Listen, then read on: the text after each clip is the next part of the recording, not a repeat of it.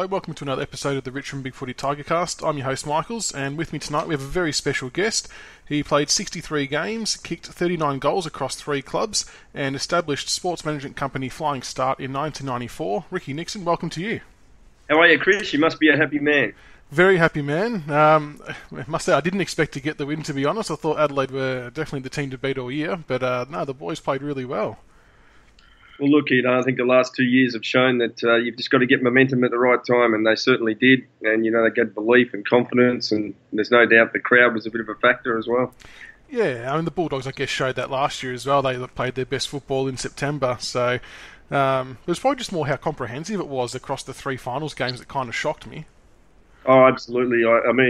I actually thought that I was probably the only football expert back in March who tipped the Tigers to finish top 6, and that was on the basis of I felt that, I study what players are doing and where they're coming from other clubs and what they have to achieve and things like that. And I knew that Caddy and Prestia would be massive additions to Richmond because it would free up Martin and Cochin, and without being a smarty pants about it, those two had their best years ever. I thought Cochin was better than the year he won the Brownlow. Yeah, agree, and I think even a lot of Richmond fans kind of got caught up with the fact that Prestia and Caddy may not have been getting 30 touches every week, but like you said, their job was literally to free up Koch and Martin to do what they do best, and it's paid dividends. Absolutely. I mean, Dustin didn't have to be that sort of 30 to 40 possession midfielder who runs all day because he's not capable of that. He could go forward and be a power player, not dissimilar to Dangerfield, I suppose, but unfortunately Geelong didn't have the luxury of having the backup that Richmond had. Yeah, but having said that, when Danger did go forward, even when he copped that injury, he was unbelievable. So I think if they had the option, they would definitely do it more often. Yeah, I think Dustin's a bit more powerful through the midfield or that dangerous half-forward area. Certainly overhead, Dangerfield's a bit better than Dustin, but they're two fantastic players. It's not probably fair to compare them, to be honest. No, I think we're lucky just to be able to watch them all on a weekly basis. All right, well, we'll start even with your playing career. So 63 games across 3 different clubs. Was it frustrating getting limited opportunities across the journey? Oh, look, it's without wanting to make excuses, I think so. The AFL told me I missed 223 games through injury. I mean, I actually played for 11 years, so you must have some ability. I'm the second longest serving player. Sorry, the player who's played more than a decade. I've played the second least amount of games. The only person who'd played less than me was Luke O'Sullivan at Carlton, who plays 61 games or something like that. So, I was injured a lot, and that had a lot to do with playing in the 80s, mainly early 90s, when I was 69 kilos when I played my first game.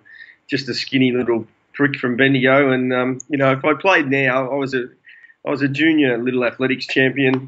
Probably I'd be a better player and probably wouldn't get as injured with the sort of training you have now and medical help and things like that. And the move to St Kilda, I think you had your, I suppose, longest stint there. You played 51 games, and then that kind of ended with it. Was it a contractual dispute that ended that when you were trying to go to the Hawks? What happened there? I was sort of at the stage where I had a great job at Carey Grammar, private school in Q2 in phys ed. That was my boyhood dream, I suppose.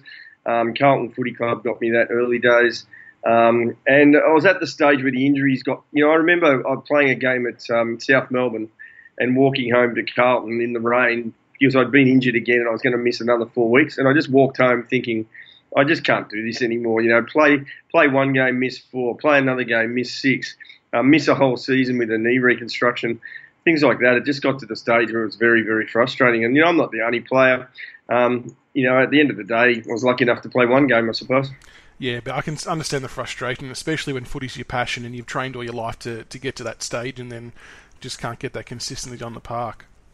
One of the things that people sort of laugh about, I suppose, is when they say, how did you become the agent? How did you get all these players? I said, very simply, I played at 3 clubs very badly, but it meant that I didn't have access to 50 players. I had access to 150 when I became a sports agent. So there has to be some upside to it all, I suppose.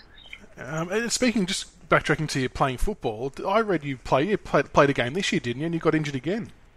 Yeah, well, I played last year. I played one game not stupidly, in all honesty. It's been a long road back for me because, when you make a mistake, like everybody's made mistakes, but unfortunately, if you're in the AFL world, you get a lifetime penalty. And, I've had to work hard to get back, and I've put a lot of time into community work and my own health, and more, I suppose, into my 2 sons and my ex-wife, who's been brilliant to me. She's helped me all the way through, always supported me, never asked me what I did wrong, just said, Ricky, we've all made mistakes.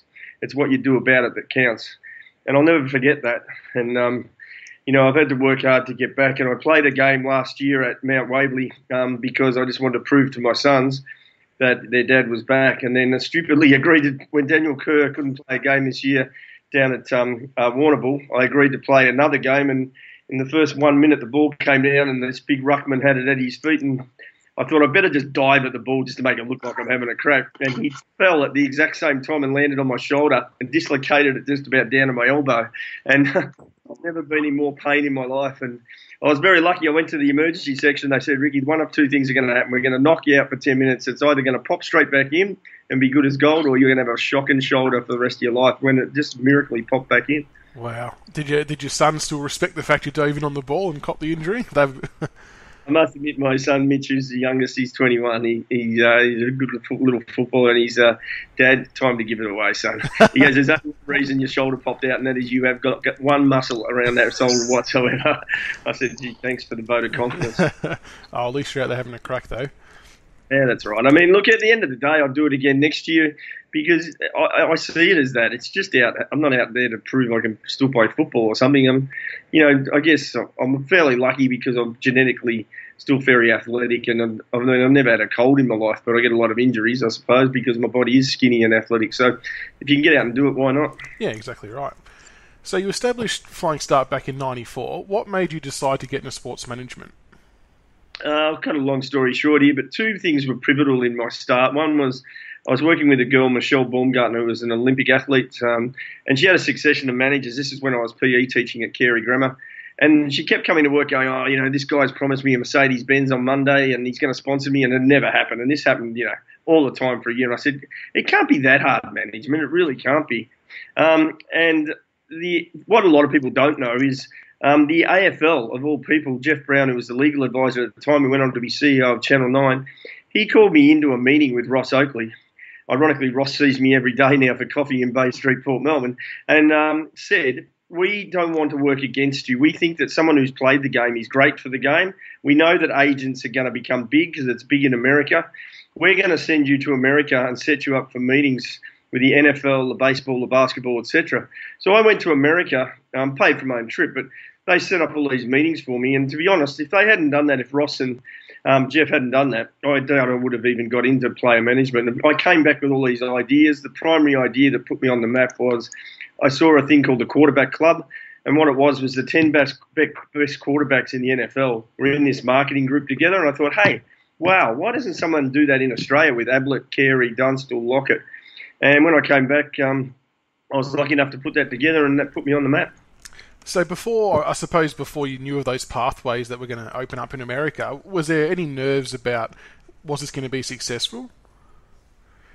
Look, the other big pivotal thing, there was three things. The other big pivotal thing was I was teaching at Carey Grammar, and three of the parents there were a guy called John Elliott, Carlton president, Colin Carter, who was on the AFL commission at the time but is now the Geelong president, and Ron Evans, who's sadly passed away, who was the head of the AFL commission. I sent them a letter, and which I did in those days, no such thing as email, saying, could you give me some advice? Now, I can't remember the exact order, but I think it was Colin said, stick to teaching, mate. It's a secure job. Ron said, look, mate, I reckon that you should have a go. And I got a letter back from John Elliott, and I'll never forget it, saying, mate, follow your dreams. I'm going to send you to America to a business course. It costs $10,000. If you haven't got the 10, I'll pay for you. And I went, wow. So that sort of just gave me the confidence to go and do it. And then Jeff Lord, who was the president of Hawthorn, gave me office space for 12 months at no cost. And, I'm forever grateful for the opportunity. And that opportunity all came because of football. It's good to hear that they're sort of giving back to, players who are in the game as well. So when you come back and you sort of set yourself up, who was the first player you approached and signed up, and how did it all come about? Well, the first player was someone that most people probably wouldn't know or remember, a guy called Mick Dwyer at St Kilda. Then we signed up sort of 4 or 5 St Kilda players. And what happened was a lady from Sydney called me saying she did a calendar on the NRL players called Men of All Seasons, and could I arrange AFL players to do it? So I arranged for Dermot Breton. I was at Hawthorn at this stage. Dermot Breton to do it, and I can't even remember who half the other players were, but there was a young bloke called Wayne Carey who hadn't played much football at that stage, and I'll never forget he was on a diving board out at Carey Grammar in his Speedos, boasting about how he's going to be the greatest player of all time, and me going, God, this kid just driving me mad. And his brother saying, I'm telling you, he'll be the greatest player of all time. I go, yeah, as long as my ass points to the ground, he won't be. I might have got that one wrong, but anyway. Wayne, has been a terrific friend and great client. And, people can talk about dramas off field, but at the end of the day, my job was to manage his footy career. And how long into it was it until there was a competitor for you in terms of player management? Well, there was a competitor from day dot, because what happened was when I came back, the AFL had sent me to America. I came back and it was, I created Club 10 and the AFL sent me a letter saying, look, we want to meet with you. We want to own 50% of it, but you can't own the intellectual property rights. We have to own it all. And I must admit now, in hindsight and my education on all of that, I could have owned 50% of this for my whole life. Would have been a good retirement fund. But I thought by them saying they wanted the intellectual property rights, they were trying to steal the whole concept off me. So I told them to go and get stuffed. And what that did was they then got a guy called Craig Kelly, the ex-Collingwood Premiership player, in and set him up financially and with a group called Pro Squad to compete against Club 10. And they funded him to compete against me. In the end, that fell over. They fell over, because they had perhaps what you'd say the secondary players. I had all the big ones. And in the end, they came to me and offered me $3 million over 3 years to keep have Club 10 aligned with the AFL. But I owned it all the way through. And was it easy to sell your brand to potential clients? So what was your point of difference to secure the big names? People think, always say, oh, you're a guru, you come up with Club 10, but I don't think I was. I just sort of I saw it in America. When I came back, the year was 1995. There was a company called Optus that owned the AFL TV rights. Foxtel existed, but they didn't have it.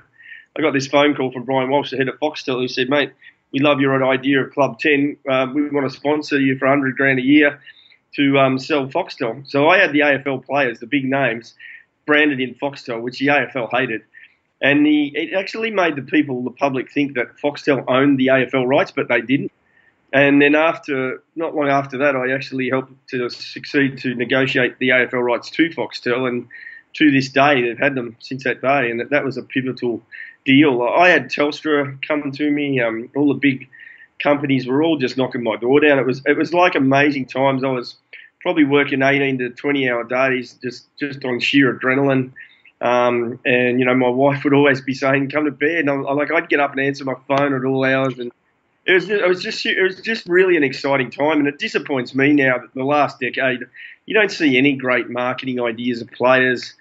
I think there's a fantastic opportunity for Dustin Martin in the next few years, because we've finally got a player with a bit of character, someone that companies should get around. And I'm sure you'd agree, he's probably the most liked universally player that's played in the game, I reckon. Yeah, I think you're right, because like you would know, there's a lot of robotic, just generic answers these days from footballers, but Dusty will just call it how it is, and he'll have a bit of a laugh along the way, kind of similar to Dane Swan, and everyone loved watching him as well. Yeah, definitely. And, Dustin's come a long way in the last few years, and I'll be careful what I say, because I know this guy I'm about to mention doesn't like to be spoken about publicly, but Michael Gardner, the West Coast Eagles Saints player, what he's done for Dusty, cancelling him, guiding him, seeing him 3 or 4 times a week, getting him associated with his kids and playing with his kids has kept him away from a few dramas that he could have gone down certain tracks with, and his footy career has blossomed. Mark Williams is another one. Was assistant coach at Richmond for 2 or 3 years, who worked very hard. And no, these guys don't get the credit they deserve, that's for sure. Ralph Carr's been great as well on the management side, but those two need to get a pat on the back as well. Yeah, absolutely. So you obviously looked after some pretty high-profile players. Did you feel much pressure looking after them? No, I mean, to me it was just a job. I mean, people say, the Wayne Carey thing, how did you feel when that happened? And I said, well, you got to realise I didn't go out to the front lawn and pick up the Herald Sun and go, oh, my God, what's he done? You're sort of involved in the moment the whole time. I mean, it was a very testing time. I'll never forget the CEO of Manchester United flew from Singapore to visit me the same day the Wayne Carey story broke, and he was in reception for 4 hours waiting to see me, but the media and that were out the front, and he's saying to the receptionist, what's taken so long? Receptionist was saying, like, it's like Wayne Rooney's just left with the coach's wife sort of thing. And he's gone, oh, wow. Anyway, he became a very good friend of mine. And he still speaks to me today about the day the Wayne Carey story broke. So, look, Gary Ablett had his moments. There's been plenty of incidents that didn't get publicity too that were probably just as big. But just sometimes it comes down to, you look at Ben Cousins, he walks out on a freeway with a stop sign that gets all the publicity and all that because it's in public and people see it. But I can tell you what, there's a hell of a lot of other players have done things they just haven't been seen. Yeah, exactly right. On the Wayne Carey one, how long did you know before it broke, and what kind of steps did you have to take as a manager to protect him, I guess? I'd been told after a Saturday night party that something had happened. There was an incident, and that people had been questioning him for a while. And I put it. So I wouldn't say it came from any great idea, but I came up with this concept of never asking a player what they're doing. Always say, I'm going to give you 90 seconds or a day to think about it. If you lie to me, this is what's going to happen. You're at the top of the pyramid, and underneath you is your mother, father, sister, brother, wife, kids, football supporters, teammates, coaches. If you lie to me, this is what's going to happen. And then I just leave them to think about it. And it worked not probably 100% of the time. From Ben Cousins to Gary up to Wayne Carey, they always told me the truth. So I rang Wayne on the Sunday night. I said, look, this is what I've been told. I'm not going to ask you if it's true, but I want you to ring me at 9 o'clock tomorrow and tell me. And I must admit, I didn't sleep too well that night. And at exactly 9 o'clock the next morning, he rang me. I won't say what he said. It was actually, I thought it was a bit funny, to be honest. But it was basically an admittance of what happened. And, of course, Wayne gets all the blame and everything else. But there was two parties involved who let their families down, and he was just one of them. And it is good to see he's sort of bounced back from all that as well, so with his work in the media now. Yeah, absolutely. And, he wouldn't like me talking about it, and just as I don't like people bringing up my past, but at the end of the day, it's happened, and you've got to live with it and deal with it. So, yes, he has done a great job. I think he's a fantastic commentator. I mean, to hear his insight into the game, I think, is second to none, to be honest. Yeah, he's fascinating to listen to. The other player I want to ask about, from a deal perspective, was Tony Lockett. So it's been reported... I think there was a news interview with Stephen Quartermain saying that Lockett was coming to Richmond, and then all of a sudden something happened that stopped that from going through. What went on? Do you know? Yeah, well, look, Tony was in Club 10 and that, but I didn't do his football contract. But I do recall that Richmond and Collingwood too he was going to, and they fell over, I think, basically to do with what he'd been promised couldn't be delivered, I gather. And, it wouldn't probably happen these days, to be honest. But back in those days, a lot of it was about just being transferred and money and guarantees. But now with the richness of clubs and supporters and networks, it's a lot different. Fair enough. And you're always very innovative with the way you handled your clients. What kind of things did you do to make that extra money for your players that made it more attractive for them to be with you? Well, probably two of my most famous deals were Wayne Carey in the year 2000 was like the biggest name in the game, and 2 premierships as captain. And we wanted $1 million. And then when you think about Dustin Martin's getting $1.2 million in 2018, 18 years after Wayne Carey got $1 million, you can't tell me the Players Association is doing a good job.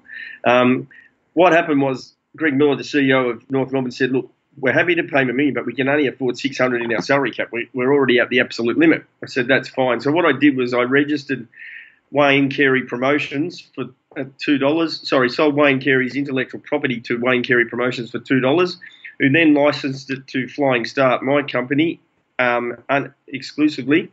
I then sold his intellectual property to North Melbourne for $400,000.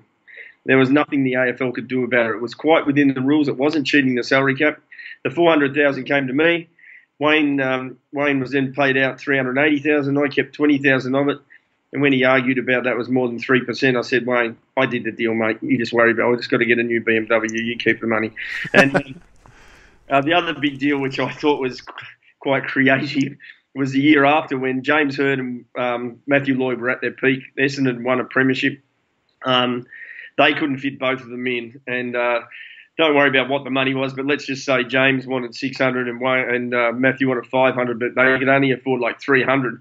So what I did was register jameshurd.com.au and matthewlloyd.com.au, and I sold both the domain names to the footy club for 400,000. And the AFL went into hysterics. You can't do that. And I said, I can do that. It's quite within the rules. A year after they created a thing called additional services, if you did things like that, you have to register them now, and it comes under the salary cap. So it was quite inventive. I think I did something similar with Matthew Richardson at Richmond. And of all people, Nick Daffy, who just won the best and fairest around that time, I think. Speaking of Richo, he's obviously still someone you keep in contact with. What's your relationship like with him, and have you got any good stories on him, the big man? Look, I know people probably say this all the time, that he's the best bloke and he's a great guy, but there's just, when I was going through hell, absolute hell, he rang me all the time and said, how are you, mate? I'm just ringing to see if you're all right. Can I take you out for lunch? Is there anything I can do?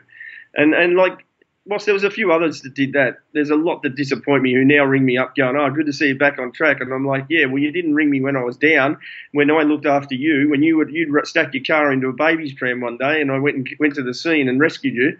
You know, things like that. Matthew Richardson is the best bloke on and off the field, probably along with Doug Hawkins. They're very similar. They're always, proactive about contacting you, not the other way around. And, I can't speak more highly of Matthew Richardson. I'm just so pleased he's got a family now, a little baby. And just to see the tears in his eye on grand final day, I must admit, I got a tear in my eye feeling for him. It was just an amazing emotional feeling. Yeah, you could see it meant a lot to him. And I suppose all Richmond people were rapt that he was the one chosen to present the cup if we were to win.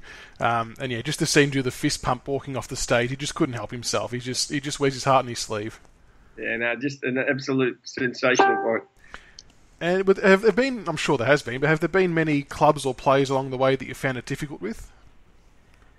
Oh, look, I get asked that question a lot. I think that I didn't really find a lot of clubs difficult. I've seen a revolving door of clubs like Hawthorn who've been great all the way through, even through their bad years, yet someone like Brisbane, when they were winning and they were winning premierships, were just unbelievable. But then their good staff left and they went through a decline and they were hard to deal with and, didn't have money to play players and things like that. But there wasn't any particular player that stood out that I would say was difficult. I always had the view that everyone was different.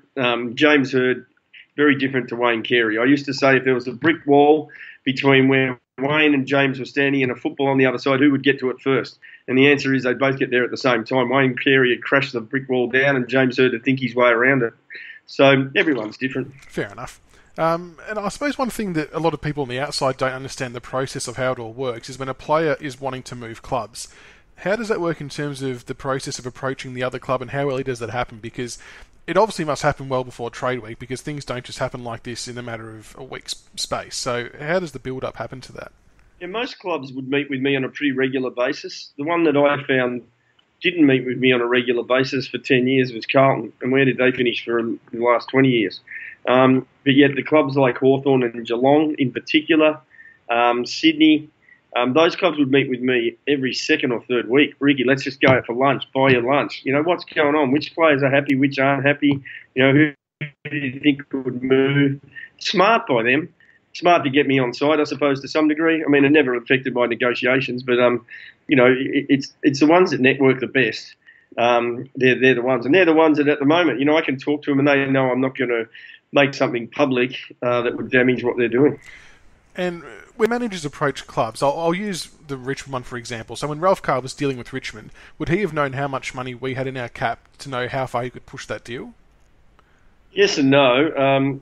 Probably this is not, what would you say, a criticism of Ralph, but Ralph's got one player. I had, 60 of the best in the competition, so you had a good feel for what other players were on at other clubs more. Ralph would have been told by Neil Baum. Neil Baum, in my view, is Richmond supporters will be interested in this. When Neil Baum was recruited by Richmond, I said they will finish in the top 8. That's how much I hold him in high regard. Not for negotiation skills, not for football management. He is the best man manager in the AFL. He knows how to handle egos. He knows how to handle disputes, negotiation. He knows how to pump up Trent Cotchin to get him to be the best captain in the competition. And, a lot of credit's got to go to Neil Baum. He's been absolutely sensational. Yeah, we loved having him back. I think a lot of us were hoping for that to come through when he signed back up, and yeah, it's paid off brilliantly. Yeah, absolutely. When managing the players, obviously they would have received a lot of outside offers that weren't related to the football club. Do you get them built into the contract, or do you try and keep them separate? Well, it just depends if there's, if the opposition to sponsors in the AFL or the club, then there's rules in place to stop that. But you can present certain deals to the AFL for approval. Look, people would be surprised about the deals that Wayne Carey was earning $1.5 million in 2000. He was earning $1 million on the field and $500,000 off, which was made up of a Nike contract worth about $150 from memory, Foxtel deals, you name it. Fast forward to 2018, the number one player in the game would be Dustin Martin or Patrick Dangerfield. How many endorsements did you see them running around with? They don't have a Foxtel deal. They might have a Puma or Adidas deal worth $30,000 because things have changed in that area. But the marketing of the players by both the clubs, and let's also throw in here that they're training 6 days a week now. Back in 2000, they were probably training 3 times a week. So there's all those sort of things to consider as well. But the deals, I believe, the agents haven't come up creatively with great marketing ideas. I mean, I created Pig Jimmy Ruboy, which was Wayne Carey, James Hird, and Jason Dunstall, the first ever radio show simulcast on TV and shown on the internet in Australia ever. And the boys were getting $100,000 out of that. Now, there's none of that happening now because the clubs themselves have got so many podcasts and digital stuff as well. Yeah, there's a lot of restrictions these days. If you were still in the game now, which current player, maybe we'll say besides Dusty, do you think you would love to manage, and how would you add more value to him? Oh, that's a really simple answer for me. The number one player in the game, to me, is Joe Danaher. Key forward, takes big marks, can kick big goals. His kicking's not great at the moment. Essendon on the way up. If I was backing a racehorse to be the next Winx, Joe Danaher, maybe closely followed by Ben Brown at North Melbourne. Doesn't matter what you do in any sport, and boxing's a good example. We all like watching the heavyweights, not the flyweights. So it's the big boys who crash packs, take the marks. I mean, Dustin's pretty good at it, but he doesn't take speckies, Dustin. He's more at the ground level, don't argue, which he does brilliantly. I would love to see Melbourne Storm make a $3 million offer to Dustin and him to seriously consider it. I reckon he'd be a star. No, well, I wouldn't, and neither would the 75. No, if anyone could convert to do that, it would be him. Just his strength, just to push people aside. It would be interesting to watch, but maybe after he finishes with Richmond. It's funny. When he was at the Bendigo Pioneers, Ray Byrne, who was a good friend of mine, who was the manager up there, he would give me some insight into players to recruit. And, I managed Dustin in his first 3 or 4 years before the what hit the fan. And I remember, I'll never forget Ray calling, and Ray would never overrate a player. He'd say, look, he's going to be a good player, maybe 100 game, but he said, I think we've got the next Wayne Carey here. He said, I'm just going to show you some video. Tell me what you think. And all I saw in that 5-minute video was Dusty give the don't argue about 50 times, I reckon. I'm like, oh, my God, can someone just tackle him, please? He's a freak. I think he was doing that even playing in the seniors down his hometown. Basically under 14 level, they say that he was doing the don't argue. It's just natural. He grabs the footy and he pushes off. It's just something that it's unique, and he's very good at it, and he's got such body strength. He definitely does. Now, an interesting situation that popped up for us was the Chris Yarran situation, and I'll just start off by saying that we're all obviously rapt that he's doing well now as per his video. From a trade perspective, what's the sort of process there when someone knows that he's got, I suppose, issues off the field? Do they have to tell the other club, or because both parties feel like they were burnt at some stage? What's the protocol there? I think the media hype is just crap, because at the end of the day, the player comes to training late, or the player's not feeling well or not playing well, and your club says, what are you doing? What are you doing wrong? And are you doing drugs? Are you drinking? Are you gambling? The player says no, or he says not that much, or yes, I have, but I'll stop straight away.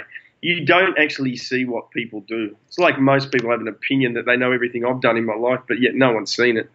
I mean, same with anybody who's listening to this is, when anyone asks you what you're doing, if you've got an addiction, you generally say not as much as you think, or not that much. And in Chris Yarran's case, I know that Mark Williams spoke with him a lot, and knew probably what he was doing. But what do you do when the tests aren't positive? And Ben Cousins' situation was very, very similar. I would ask Ben all the time, mate. I keep hearing you're doing this and that. No, I'm not. No, I'm not, Ricky. I'm not.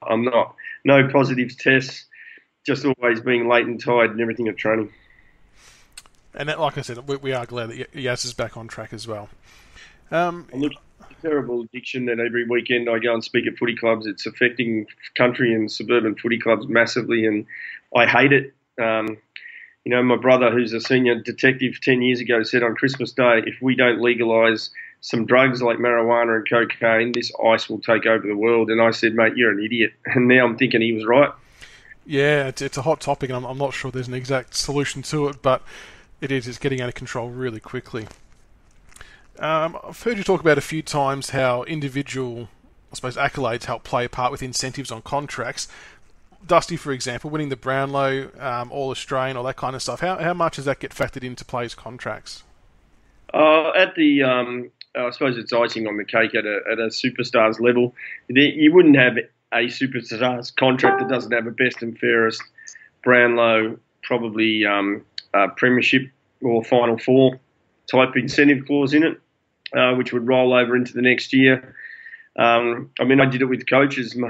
Port Adelaide stupidly signed Mark Williams on a contract in July that said if he wins the premiership, he gets a new contract worth $1 million, da-da-da-da-da. At that stage, they were just going okay. Never did they dream in their wildest dreams they'd win a premiership, a bit like Richmond this year. If you said in July Damien Hardwood could get $1 million bonus for winning the premiership, you would think it would be 2018, 19, 20.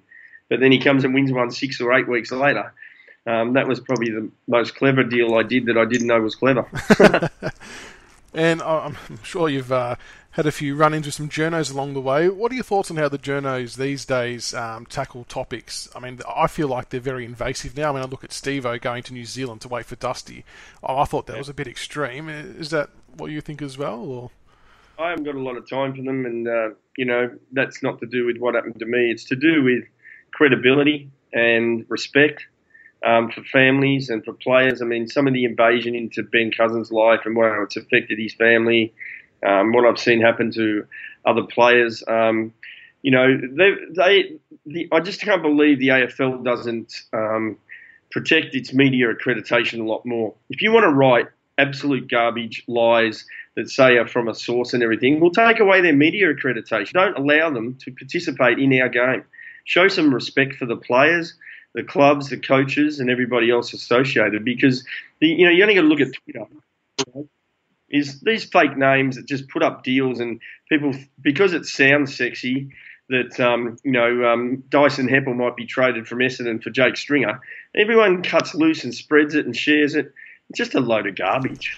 And is it a matter of time before a player decides to sue a media outlet for writing complete garbage? Have you ever heard of anyone coming close?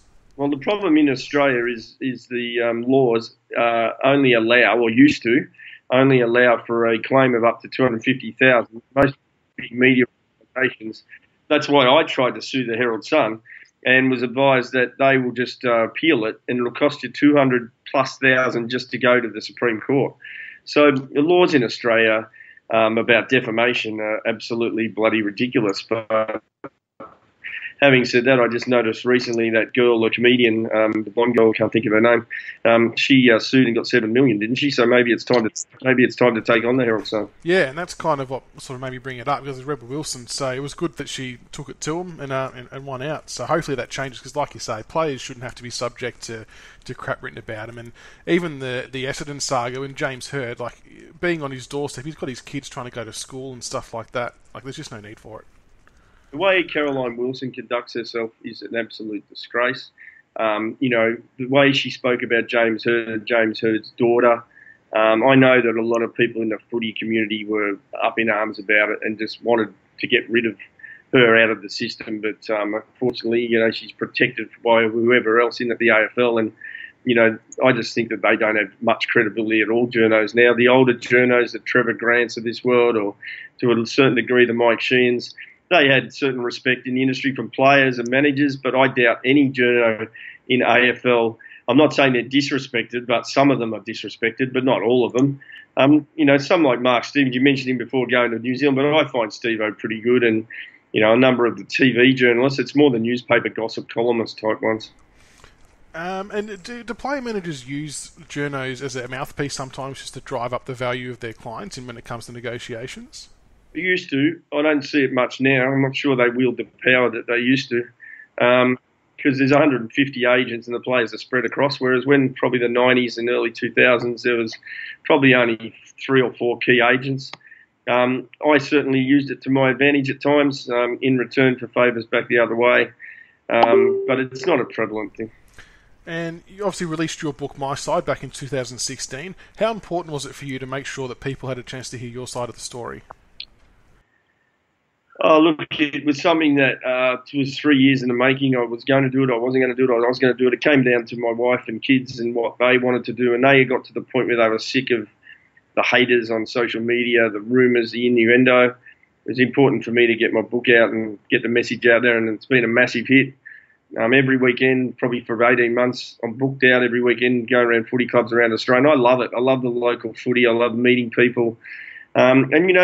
People outside of Melbourne to some degree, to me, they always come up and go, look, Ricky, we all make mistakes. I've done far worse. The amount of women who say to me, I've done far worse. It's quite funny sometimes. But it's the messages in my book and what I speak about are not about me. It's about what my wife and kids did for me.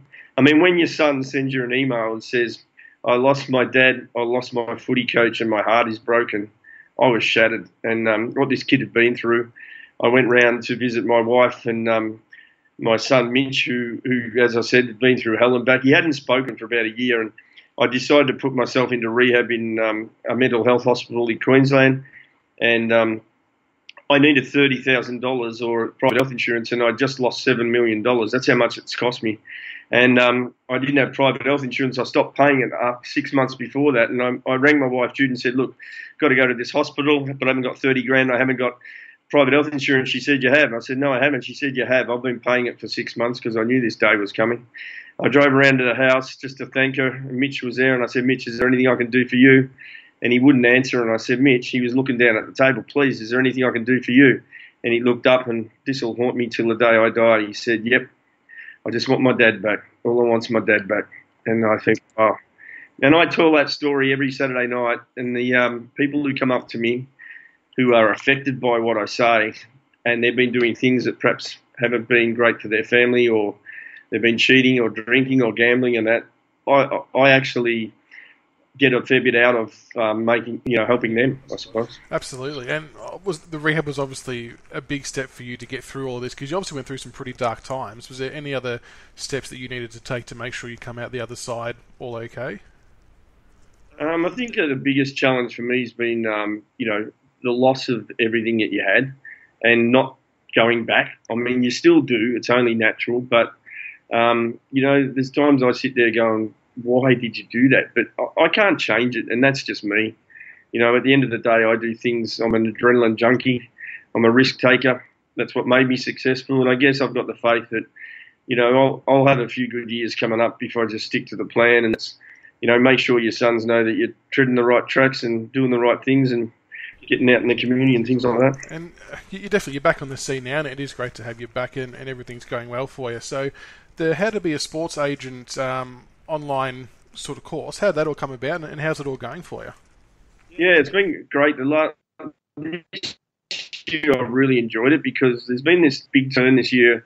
I know Max Markson, the big PR expert in Sydney, caught up with me probably 6 months after everything went crazy and said, mate, I want to give you some advice. Sit down and listen. I know it's going to be hard to hear, but this is what I have to say. It's going to take you 5 to 6 years to get back. I said, what? It'll take me 5 months. He goes, I'm sorry, it doesn't, mate. The public in Australia love to kick the you-know-what out of high-profile people and kick you till you're down.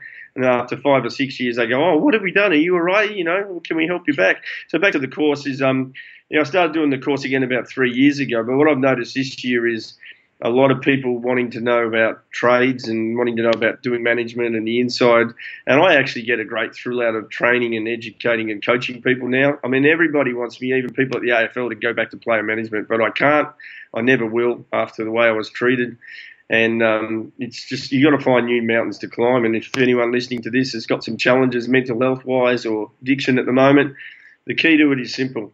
You've got to change what you're doing and get out of bed the next day and look for new exciting mountains to climb, because if you keep doing what you're doing, it's only going to end one way.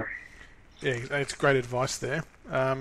The other new one you've launched as well, My Footy Agent, I think this one's fascinating.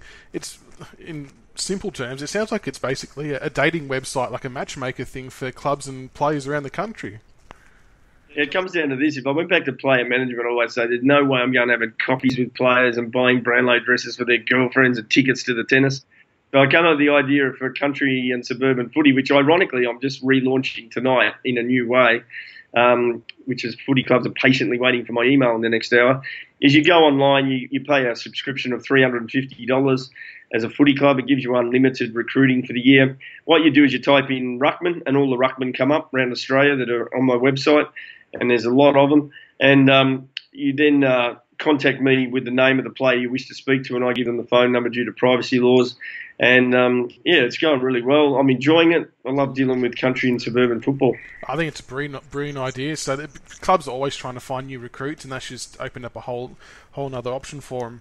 And the Footy Factory, I know you spoke about earlier, so organising ex-AFL players to play in one-off games, you must get a good feel out of that as well, and so must the locals.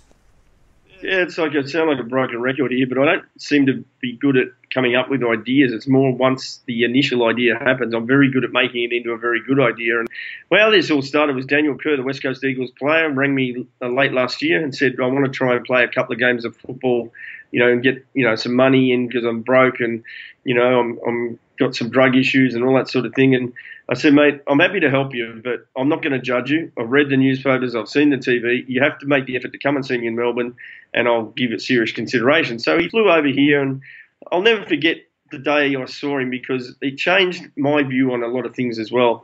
And when I saw Daniel, he was shaking and sweating, and I'm sure he won't mind me saying, and I looked at him and went, oh my God, here we go.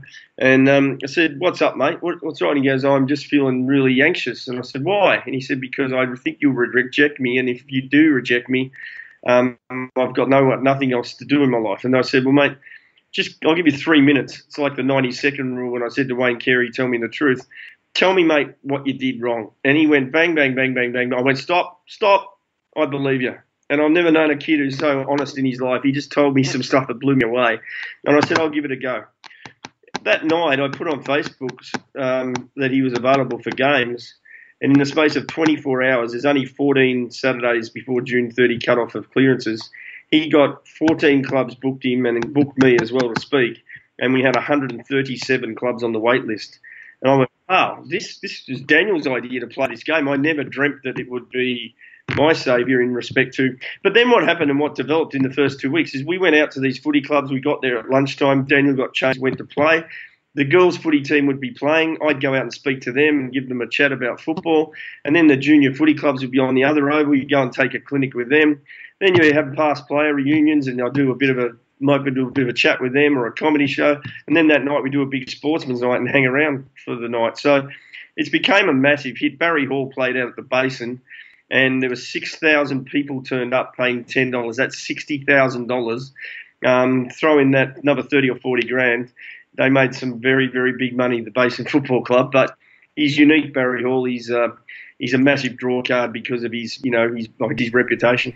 I'm not sure if you're responsible for this one as well, but at our way, Favola played a game for Narre Warren one year, and the turnout was enormous. And the money you make on the bar alone is worth its weight in gold.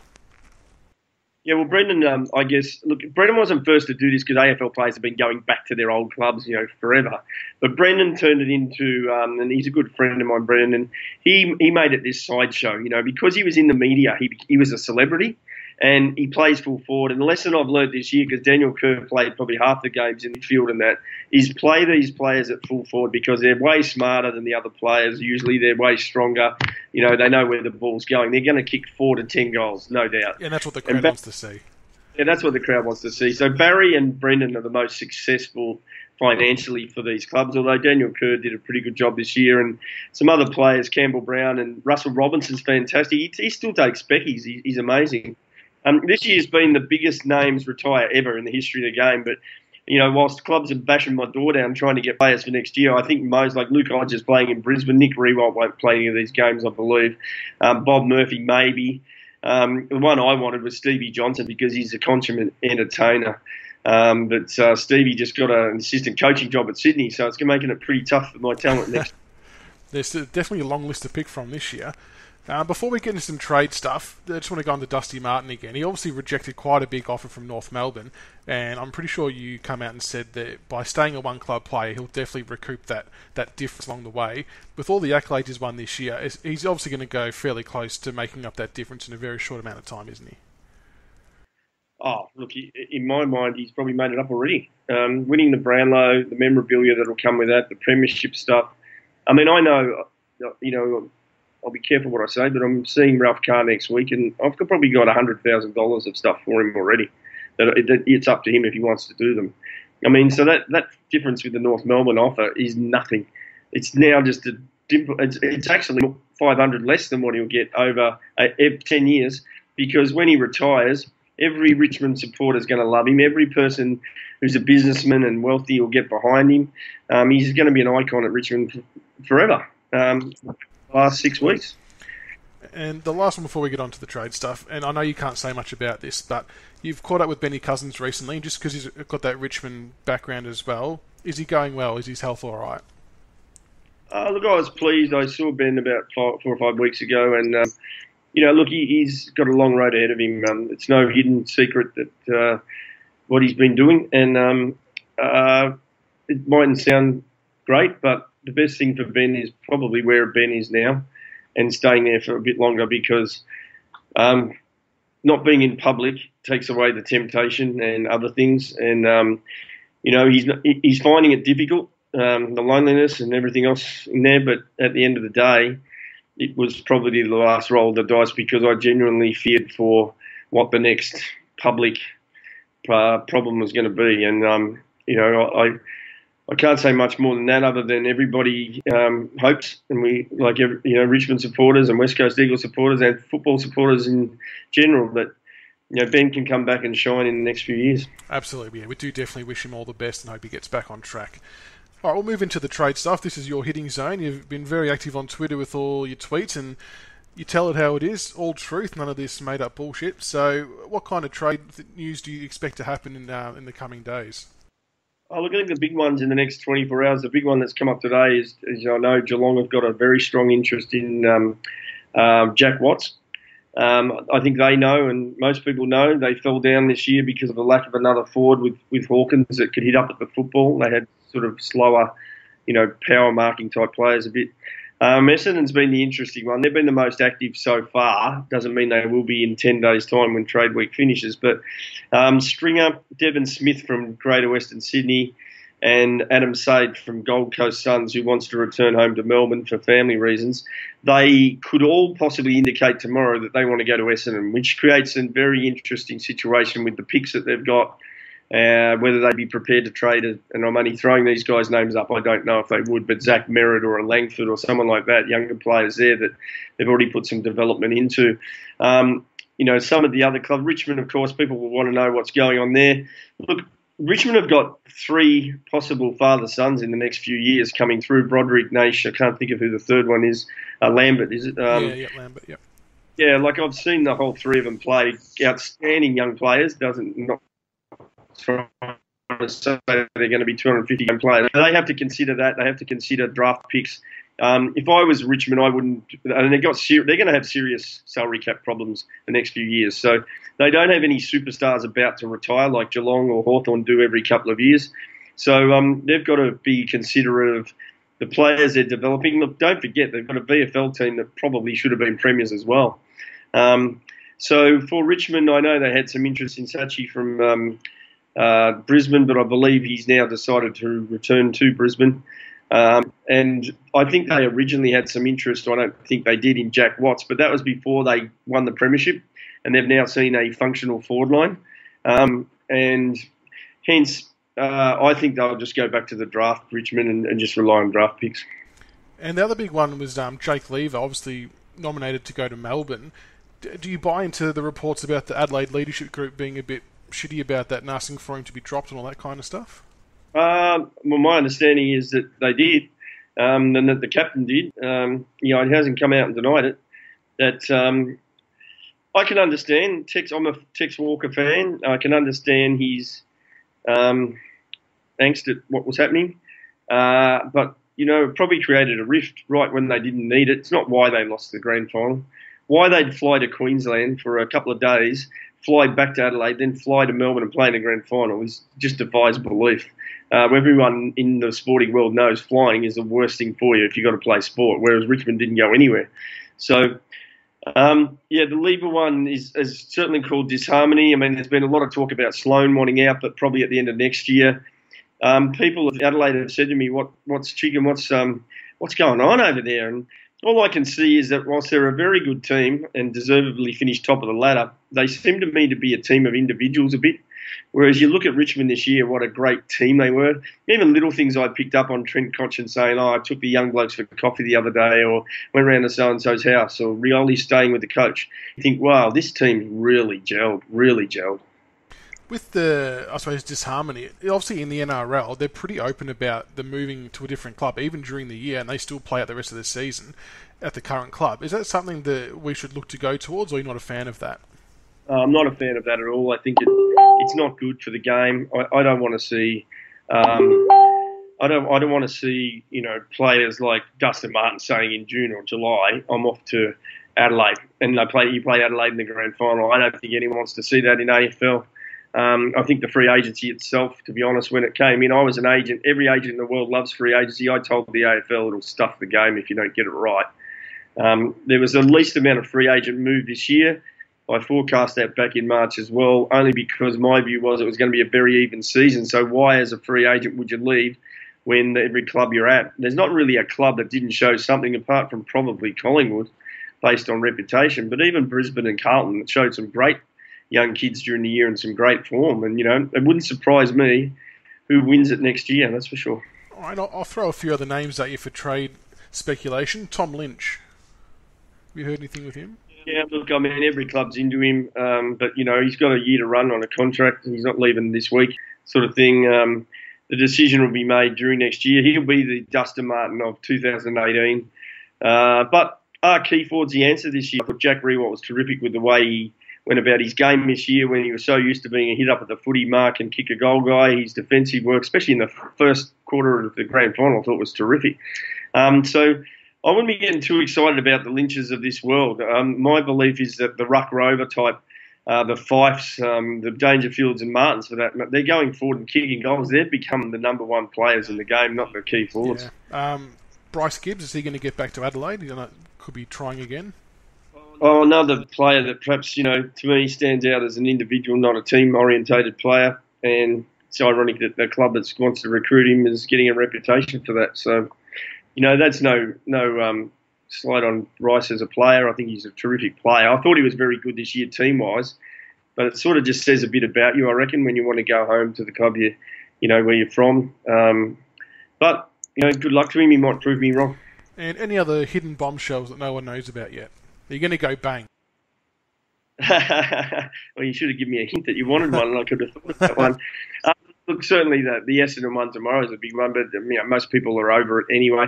Look, I get the feeling there's going to be a surprise player. I'm not saying I know that this will be this player, but let me give you an example. Is Geelong, if they offered up Tom Hawkins to get Ablett, to get Stringer, to get Watts there, you do it. You do it these days. And, they've had two disastrous years when they probably could have won the premiership. They've gone out in very ordinary fashion, so they need to do a shake-up because they certainly so I think there'll be some clubs offer up the Delidio type of deal. That's a good way to compare it. And people go, what? No way, we can't exchange Delidio. I thought it was the most brilliant. When I heard about it and I was asked for my opinion, he said, I thought it was the best move Richmond ever done. And I liked Lids and he's a great player, but they needed to do that to clean out and bring in Caddy and Prestia. And when they got Caddy and Prestia, I went, guess what? Martin and Cotchin can now play their natural games, and sure enough, they did. And Gary Ablett, is that just a formality to get back to Geelong? Oh, look, I think so, but I do know that it's very divided down there. No one's disrespectful or doesn't want Gary, but some believe that is it the right thing to bring in a 33-year-old going on 34 when you're trying to get games into these young kids who aren't getting enough games now, which cost them in the finals. I mean, that's the thing. Geelong kept bringing kids in and out all year. Richmond just kept playing their kids like Rioli and Lambert and Vast and all those sort of players. And, it showed in the end that you have to do it that way. So, if Gary can have an impact up forward, which I do got no doubt he can, beside Hawkins, and they get Watts, well, they'll be pretty formidable. Let's not forget they played in a preliminary final the last 2 years. Absolutely. No, it'll be interesting to see how that plays out. And before we let you go, you're obviously back on the scene. What are your plans going forward? What's your big adventure in the full world? The biggest thing that I'm working on, I actually had a big meeting on it today, and AFL Victoria have had a board meeting where they've discussed it, is 22-year-old kid Callum Dodson got cancer at Chelsea Heights Footy Club this year. He was one of 13 in the last 10 years to get this type of cancer in the world. It was staggering, shocked everyone, his friends, his family, his teammates.